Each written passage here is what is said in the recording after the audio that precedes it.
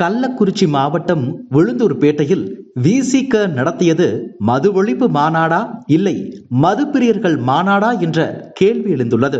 கள்ளக்குறிச்சி மாவட்டம் உளுந்தூர்பேட்டையில் விடுதலை சிறுத்தைகள் கட்சியின் துணை அமைப்பான மகளிர் விடுதலை இயக்கம் சார்பில் மது மற்றும் போதைப் பொருள் ஒழிப்பு மாநாடு நேற்று புதன்கிழமை நடைபெற்றது. திருச்சி சென்னை தேசிய நெடுஞ்சாலையில் உளுந்தூர்பேட்டை நகர பகுதியில் அமைக்கப்பட்டுள்ள திடலில் புதன்கிழமை மாலை 4 மணிக்கு மாநாடு தொடங்கியது. விசிக தலைவர் தொல் திருமாவளவன் எம்பி தலைமை வகித்தார். மாநாட்டில் திமுக அமைப்பு செயலாளர் RS பாரதி, செய்தி தொடர்பு குழு தலைவர் TKS Elangovan, Mayiladuthurai MP R Sudha, இந்திய கம்யூனிஸ்ட் தேசிய மகளிர் அணி செயலர் ஆனி ராஜா, அனைத்திந்திய ஜனநாயக மாதர் சங்கத்தின் தேசிய துணைத் தலைவர் வாசுகி, மதிமுக துணை பொதுச் செயலாளர் மருத்துவர் ரொஹையா ஷேக் முகமது மற்றும் இந்திய யூனியன் முஸ்லிம் லீக், மனிதநேய மக்கள் கட்சி, தமிழக வாழ்வுரிமை கட்சி உள்ளிட்ட கட்சிகளின் பிரதிநிதிகளும் பங்கேற்று பேசினர். இந்த மாநாடு சறுக்கல் மாநாடாகவே அமைந்துவிட்டது. முதலில் மது ஒழிப்பு மாநாட்டில் அனைத்து கட்சிகளும் பங்கேற்கலாம், அதிமுகவுக்கும் அழைப்பு விடுக்கப்பட்டுள்ளது என்று திருமாவளவன் கூறினார். மேலும் ஆட்சியிலும் பங்கு வேண்டும் என்று அதிரடி ஏவுகணைகளையும் வீசினார். இந்த நேரத்தில் முதல்வர் அமெரிக்காவில் சைக்கிள் ஓட்டிக் கொண்டிருந்தார். பின்பு என்ன நடந்தது என்றே தெரியவில்லை.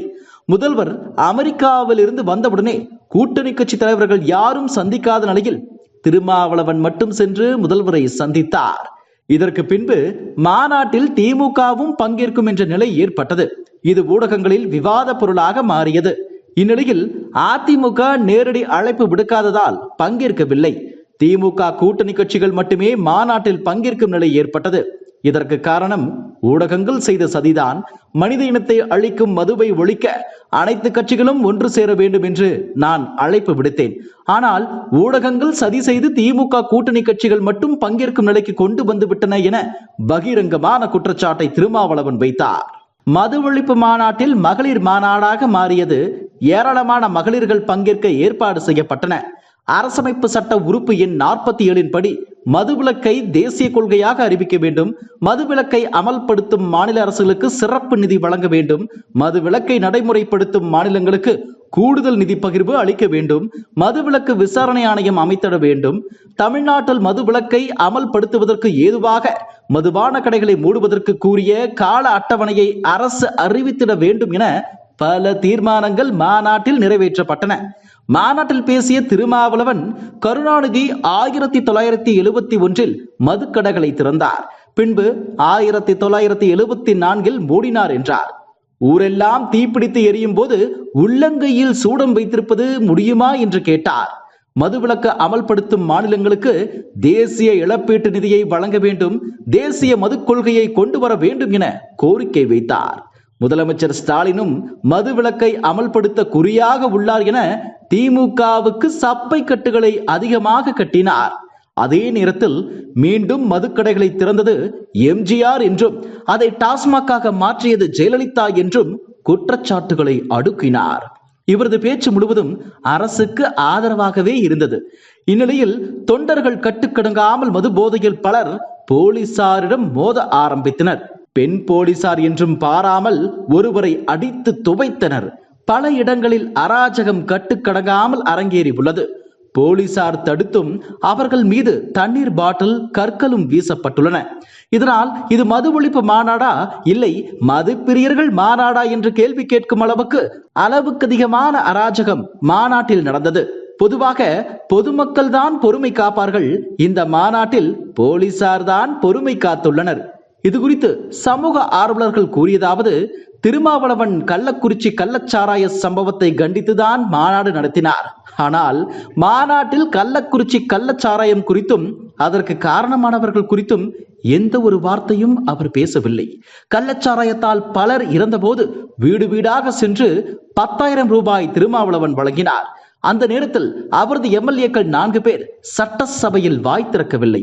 அந்த நேரத்தில் சட்டசபை நடந்து கொண்டிருந்தது. ஒரு வார்த்தை கூட அரசுக்கு எதிராகவோ கள்ளச்சாராயத்திற்கு எதிராகவோ பேசவில்லை. தற்போது நடத்தியது மது ஒழிப்பு மாநாடா இல்லை மது பிரியர்கள் மாநாடா என்ற கேள்வி எழுந்துள்ளது. திருமாவளவன் அடுத்த தலைமுறையை பற்றி கவலைப்படுவதாக இருந்தால் கூட்டணியை விட்டு வெளியே வந்த பின்பு மாநாடு நடத்தியிருக்க வேண்டும். இல்லாவிட்டால் ஆளுங்கட்சியை அழைக்காமல் மாநாடு நடத்தியிருக்க வேண்டும். நேற்று உளுந்தூர்பேட்டையில் ஒரு நாடகம் நடைபெற்றது. டாஸ்மாகுக்கு திறக்கின்ற சாவி மாநில அரசிடமும் உள்ளது, அதை மூடுகின்ற சாவி மத்திய அரசிடம் உள்ளதாம். இது மிகப்பெரிய பித்தலாட்டம், அரசியல் மோசடியின் ஒட்டுமொத்த நாடகம். தமிழகத்தில் சாராய உற்பத்தியை அதிகமாக செய்பவர்கள் திமுகவினர். அதற்கு பூட்டு போடாமல் எதற்கு இந்த மாநாடு? அதனை நடத்துகிற திமுகவினரை அழைத்து மேடையில் அமர வைத்திருப்பது வெட்கக்கேடாக உள்ளது. மது உற்பத்தியாளர்கள் பங்கு பெறும் மாநாடாக இதை மாற்றியுள்ளார். நேற்று பெண் காவலர் ஒருவரை அடித்து துவைத்து தூக்கி எறிந்துள்ளனர். இதுதான் விசிகாவின் உருவம். காந்தி தனது தாயாருக்கு மது அருந்தவில்லை, மாமிசம் உண்ணுவதில்லை, பிற பெண்களை பார்ப்பது இல்லை என்று சத்தியம் செய்துள்ளார். ஆனால் தற்போது காந்தி மண்டபத்தில் மதுபாட்டில் உள்ளது. திருமாவளவன் காந்திக்கு மாலை போடாமல் அவர் பிறந்த நாளில் மாநாடு நடத்தியது போல போலி நாடகமாகவே கருதப்படுகிறது. கடந்த 3 ஆண்டுகளில் திமுக ஆட்சியில் தலித் மக்களுக்கு எதிரான குற்றங்கள் 50% அதிகரித்துள்ளது. இதற்கு ஒரு மாநாடு திருமாவளவன் நடத்துவாரா? அந்த மாநாட்டிலும் ஆளுங்கட்சியை அழைப்பாரா என்பது கேள்வி எழுந்துள்ளது.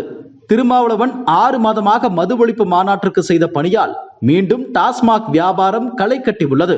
அரசுக்கு அதிக அளவு கல்லா கட்டி உள்ளது என சமூக ஆர்வலர்கள் குற்றம் சாட்டுகின்றனர். இதுபோன்ற செய்திகளை மேலும் தெரிந்து கொள்ள எங்களது யூடியூப், ஃபேஸ்புக் மற்றும் ட்விட்டர் ஆப்களை சப்ஸ்கிரைப் செய்யவும்.